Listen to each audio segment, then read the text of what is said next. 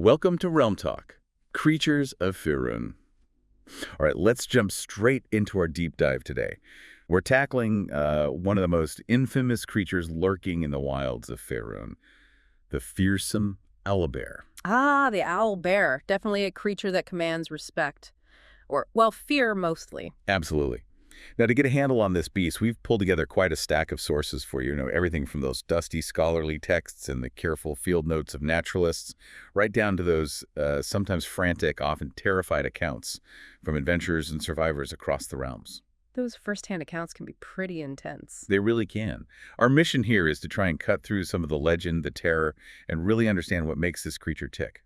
And its name alone is enough to conjure fear, isn't it? Anyone Right. who has spent time beyond the safety of settled lands knows the owlbear. It's like a symbol of raw ferocity and untamed power.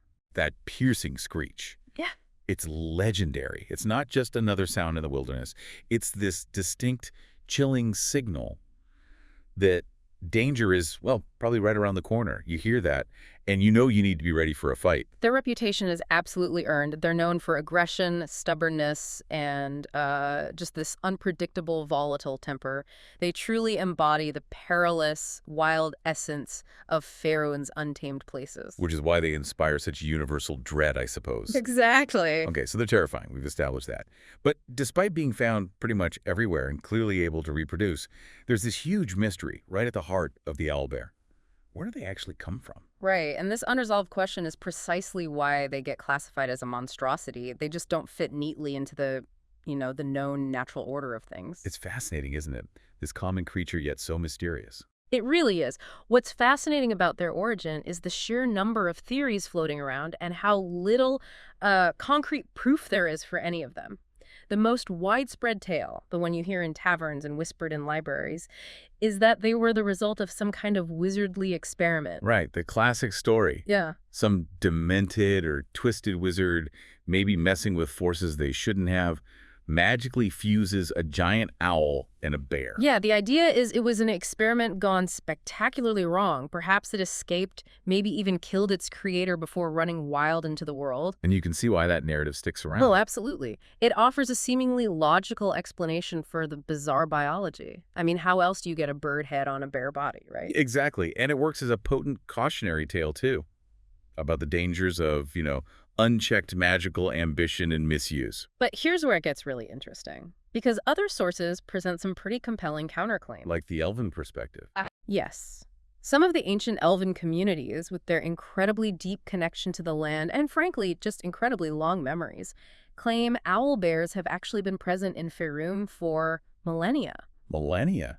That really throws a wrench in the wizard theory. It really does. If they've been here that long, it points towards a much older origin, maybe some highly unusual form of natural evolution over ages, or possibly a creation from an era long, long before the kind of wizardry we understand today. And then there's the Feywild connection. Right. You talk to creatures of the Feywild, some of the Elder Fey, and they often claim owlbears are actually native to their plane, that they only appeared in Faerûn through planar crossings, breaches between the dimensions. So from their perspective, they're not unnatural at all. Pretty much. In the Feywild, where the lines between magic and nature are inherently blurred, an owlbear might just be seen as another facet of a mystical, unpredictable ecosystem. These different claims really force us to question what natural even means when you're talking about creatures in the realms. It adds layers of complexity. And then, just to muddy the waters even more, there's the Lich Thessalar. Thessalar, yes. There are reports, or maybe just boasts, that he claimed to have created owlbears. Now, he certainly had the power for it, didn't he? Oh, undoubtedly. But his well-documented insanity and monumental ego make him a notoriously unreliable source, to put it mildly. So we don't know.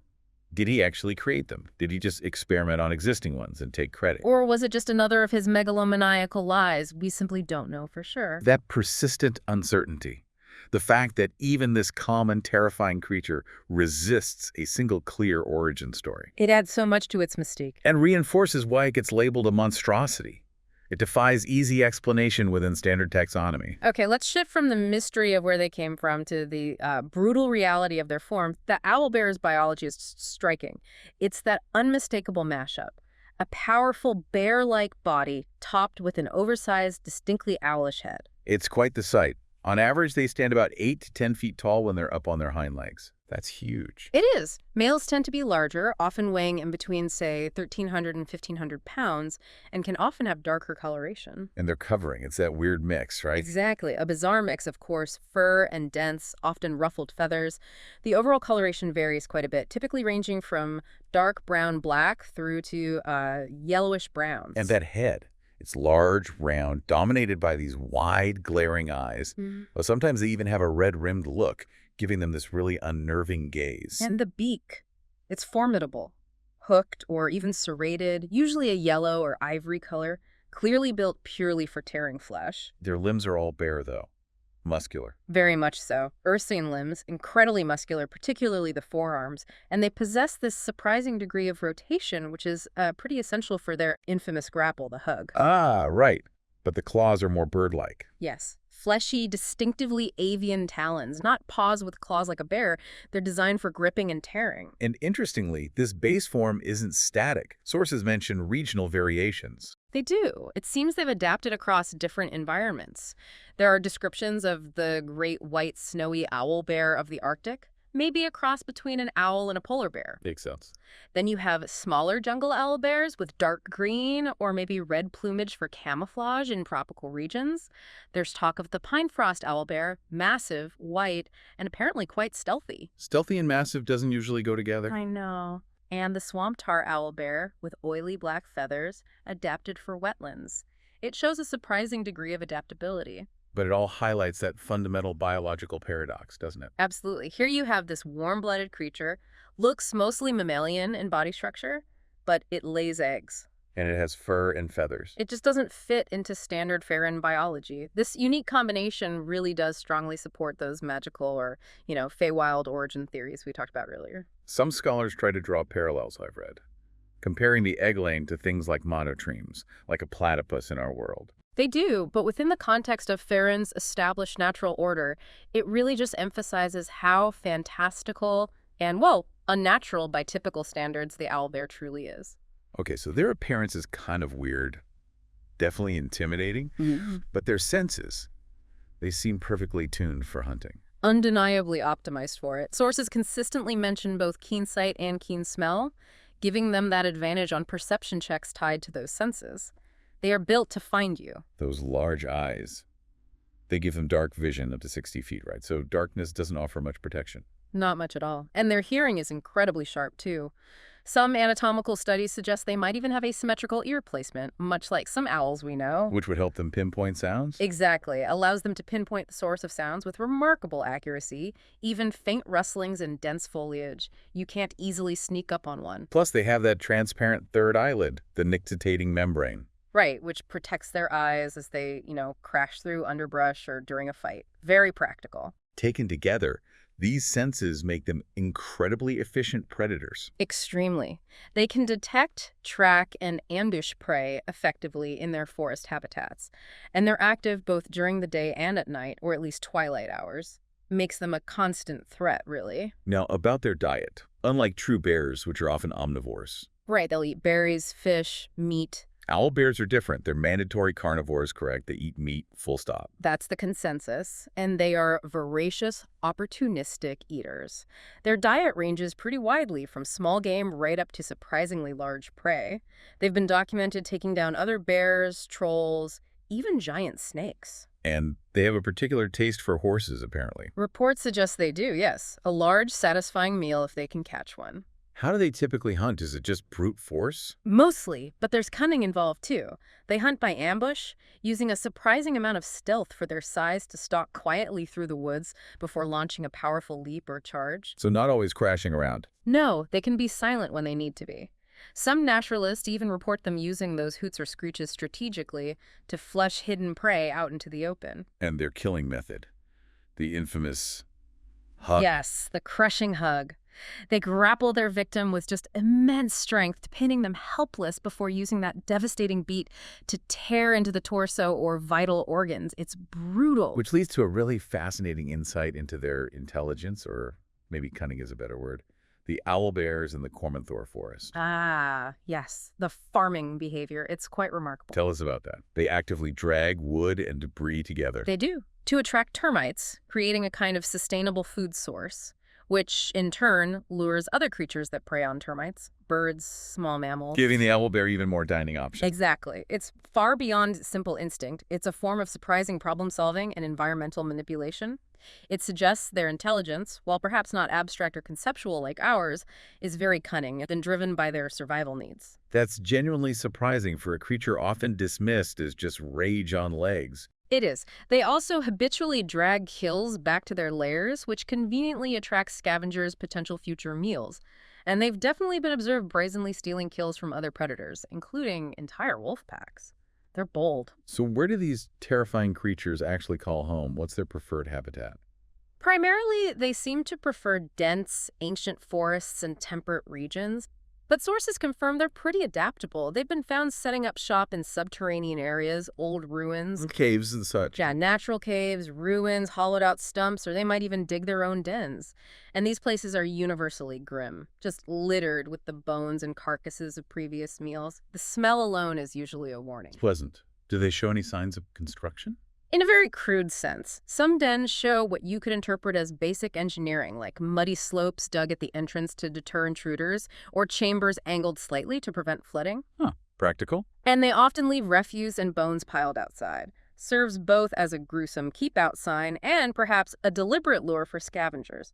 Double purpose. Okay, let's talk about their life cycle. It adds another layer to the whole biological puzzle, right? It certainly does. A typical lifespan seems to be around 20 years, though you get these scattered accounts suggesting some might live much longer, maybe even into their late 50s. That's quite old for such a creature. It is. And they reach maturity relatively slowly for something so powerful, usually around 4 years old. And again, that paradox. Yeah. They lay eggs. Yes, up to 6 per clutch, apparently. Nestled somewhere in that den, despite the warm, seemingly mammalian body. Comparing them to monotremes like the platypus really just underscores how extraordinary this is within Faerûn's ecosystem. It just doesn't fit. And those eggs, they're valuable. Extremely. Accounts mention a high market value, potentially up to 2,000 silver pieces each. That suggests a pretty dangerous black market or specialized elite trade built around acquiring them.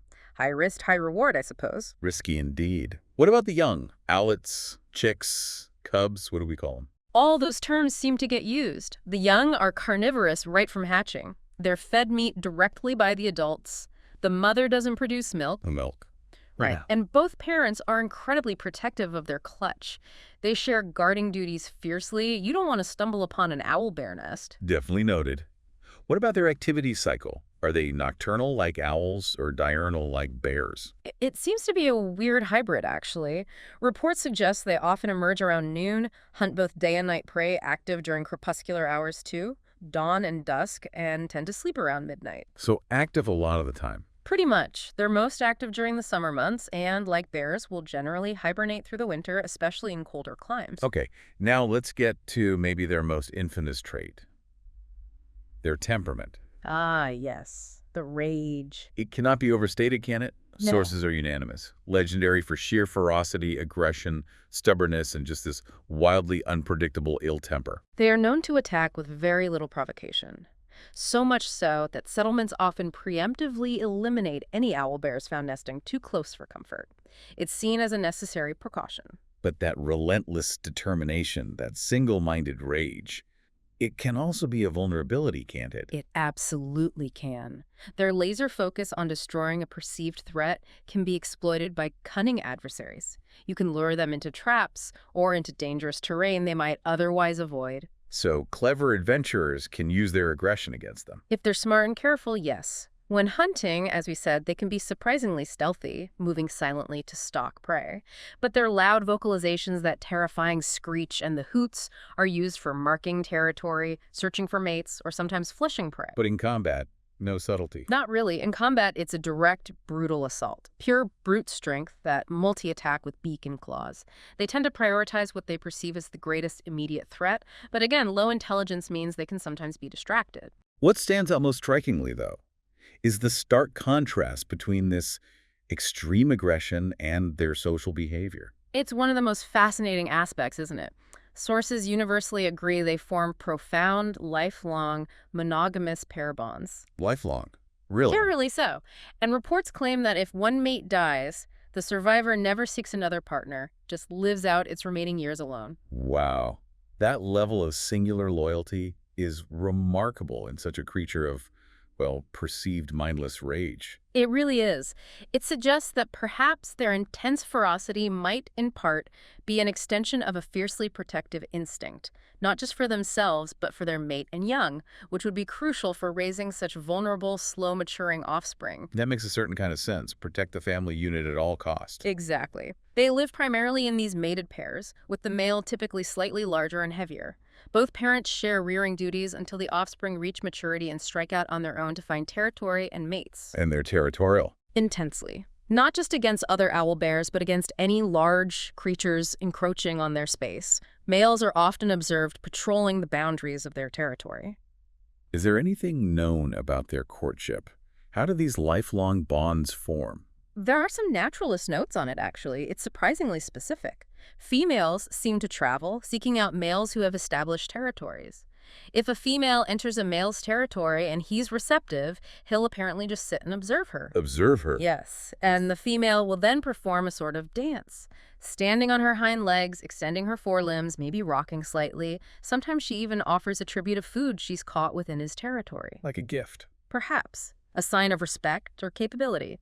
If the male accepts, he approaches and nuzzles her, and apparently that seals the lifelong bond. That's unexpectedly gentle. It is. Paired owlbears have even been observed showing surprising affection toward each other through nuzzling and making these low, content grumbles, not just screeching all the time. So their communication isn't limited to just the fearsome screech. Not at all.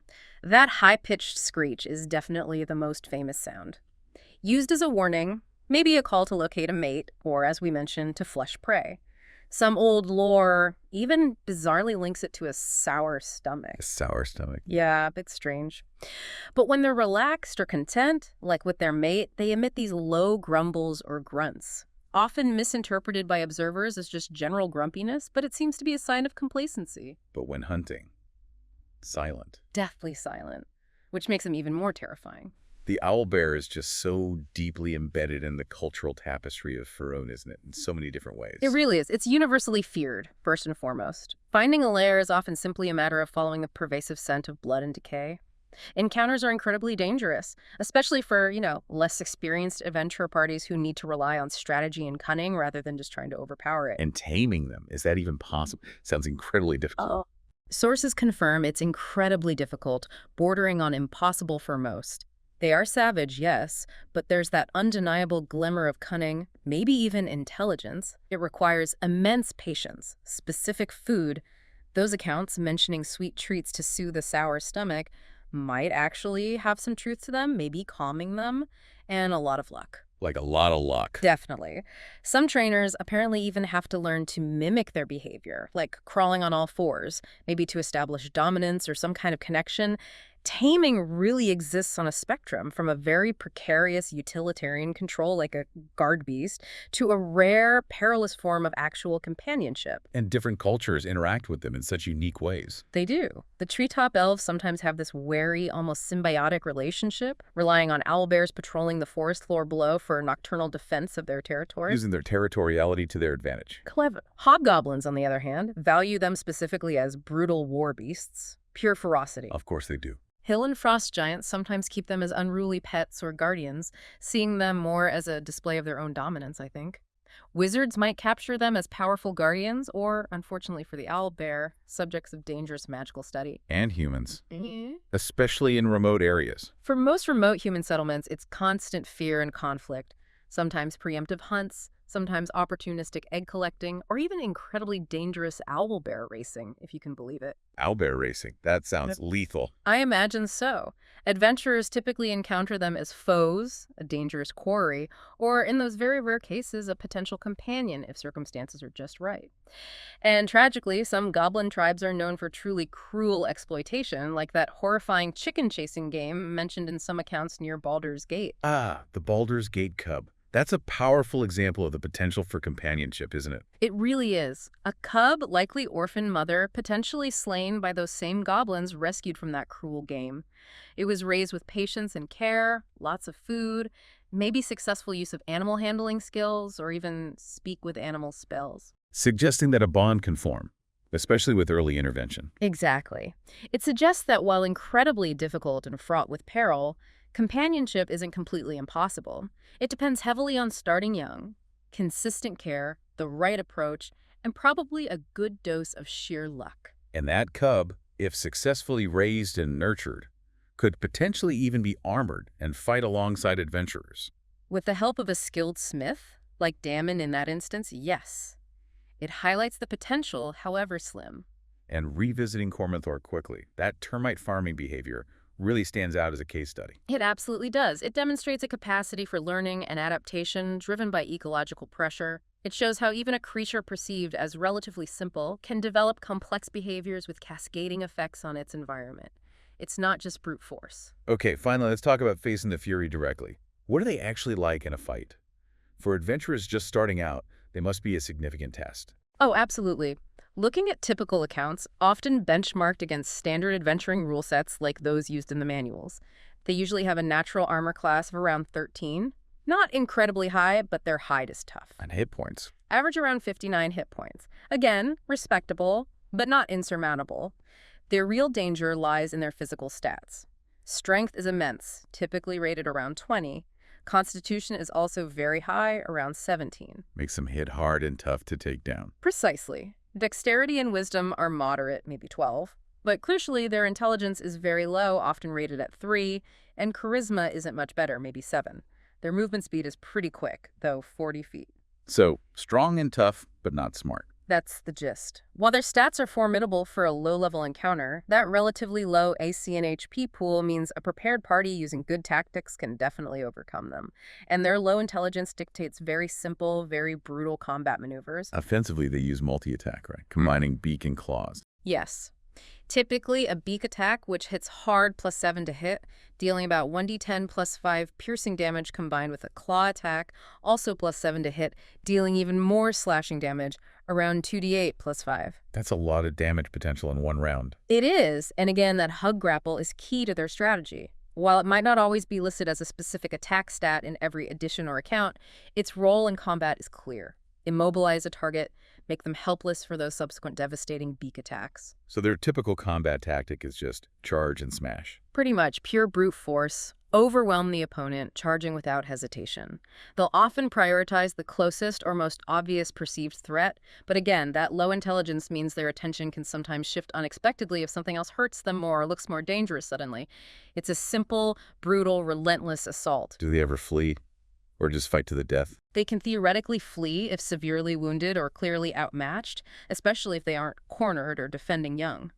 But their inherent aggression and sheer stubbornness frequently override any sense of self-preservation. They often fight on when other creatures might retreat. And a trained owlbear. A trained owlbear, especially one bonded to a master or forced into service, might even fight suicidally if commanded.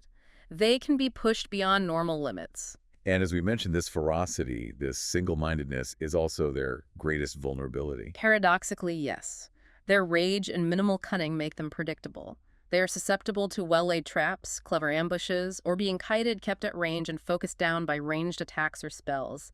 Their fixation on a single target can absolutely be exploited by a coordinated group. And specific accounts, like that mother owlbear near Baldur's Gate you mentioned, even detail unique combat traits. Yes, some sources describe specific individuals having unique abilities. That particular mother, for instance, was said to enter an enraged state when damaged, boosting her already impressive strength, making her multi-attack even deadlier. And perhaps most terrifyingly, having the legendary ability to roar and call her mate to her aid if he was nearby. 2 owlbears. Now that's a problem. A very big problem. But typically, the standard owlbear is rated at challenge rating 3, which firmly positions it as a significant and often memorable test for low to mid-level adventuring parties. It forces groups to move beyond just hacking and slashing and requires real strategy, positioning, and controlling a dangerous, unpredictable threat. It's a good benchmark. So looking back at all these sources, all these facets, the owlbear is absolutely iconic in Faerûn. It embodies wild power, sheer terror. Its origins remain frustratingly debated, which just adds to the mystique. Its biology is a walking paradox, defying easy categorization. Its behavior is this incredible stark contrast of infamous ferocity and surprising lifelong loyalty. And its interactions weave through so many different cultures across the realms as predator, prey, tool, or even rarely companion. In combat, it's a brutal but ultimately surmountable challenge for the prepared and the clever. Definitely. And despite centuries of encounters, countless tales written down or told around campfires, that fundamental mystery of its creation endures. And its capacity for adaptive intelligence, seen in behaviors like the Cormentor farming, shows we might still be underestimating them. We're still trying to understand it all. That ambiguity is part of what keeps the creature so compelling, isn't it? So versatile in stories and encounters. Absolutely. Its legacy is undeniable. The owlbear remains this persistent, terrifying threat in the wilder parts of Faerûn, a creature that demands respect and caution. It's firmly cemented its place as a cornerstone of the bestiary. And here's maybe a thought to leave everyone with, something to ponder based on everything we've discussed from these sources. Given their documented capacity for that profound loyalty to a mate, and their surprising ability to adapt and problem solve, even if it's driven by basic necessity, how much of the owlbear's infamous unpredictable aggression is truly just innate ill temper, and how much is simply the brutal, necessary logic of survival for a creature that fundamentally defies the natural order as we understand it? That's a great question. How much is nature versus something else entirely? Something to definitely consider the next time you hear that screech echoing through the woods. Indeed. Well, that concludes our deep dive into the fearsome and, frankly, fascinating owlbear. Until next time on Roll Talk, traverse the realm safely.